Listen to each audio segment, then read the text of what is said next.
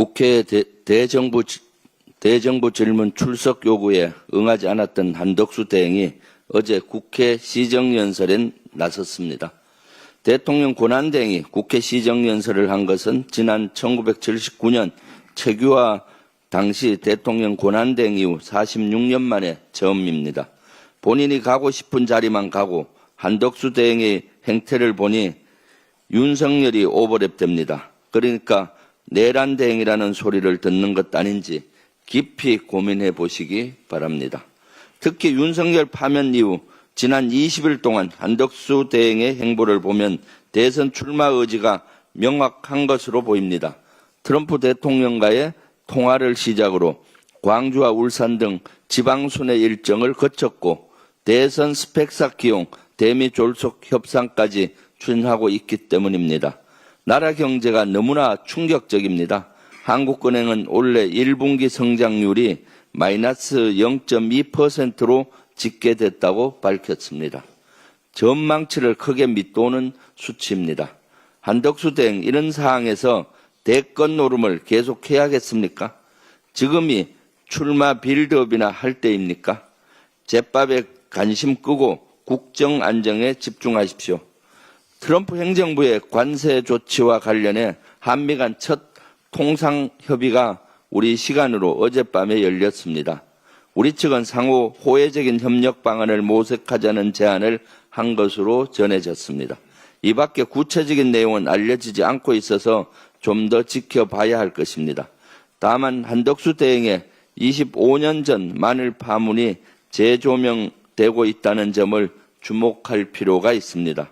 당시 통상교섭본부장이었던 한 대행은 중국산 냉동 마늘의 관세율을 기존 30%에서 315%까지 올리는 세이프가든 긴급 수입 제한 조치를 발동했습니다. 그러다 중국은 보복 조치를 내렸고 우리 측의 손해가 50배 이상 더 크다는 평가가 나왔습니다. 양국은 합의에 돌입했고 한국은 사실상 백기투항했습니다. 한덕수식 졸속 대응이 낳은 참사입니다.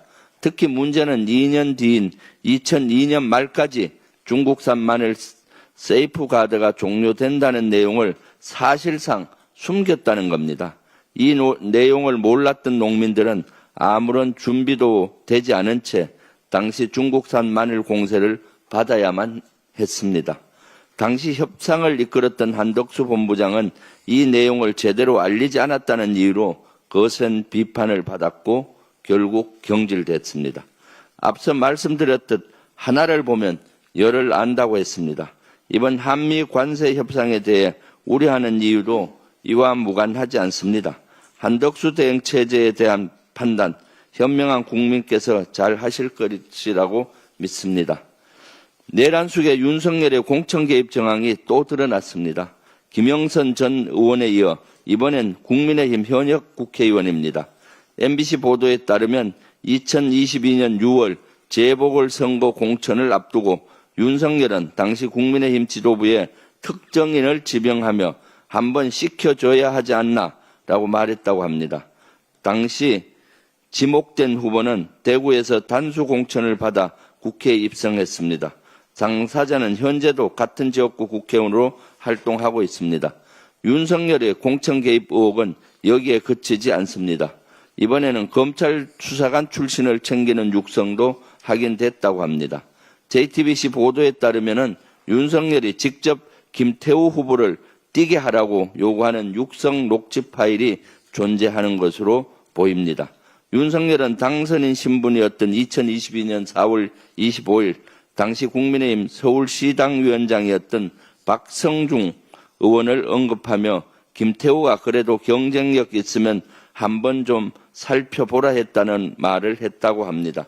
이처럼 윤석열은 그동안 공천에 깊숙이 개입하며 국민의힘에 자기 사람을 꽂았던 겁니다. 공천이 아니라 윤석열의 공천, 즉 윤천이었던 셈입니다. 하나를 보면 열을 안다고 했습니다. 지금까지 드러난 것은 빙산의 일각일 수 있습니다. 국민의힘이 1호 당원으로 여전히 윤석열을 품고 있는 이유와도 무관치 않아 보입니다. 만약 떳떳하다면 국민의힘은 윤석열을 즉각 제명하고 극단 세력은 물론 내란 대행 한덕수와 결리별을 당장 선언하십시오. 이상입니다.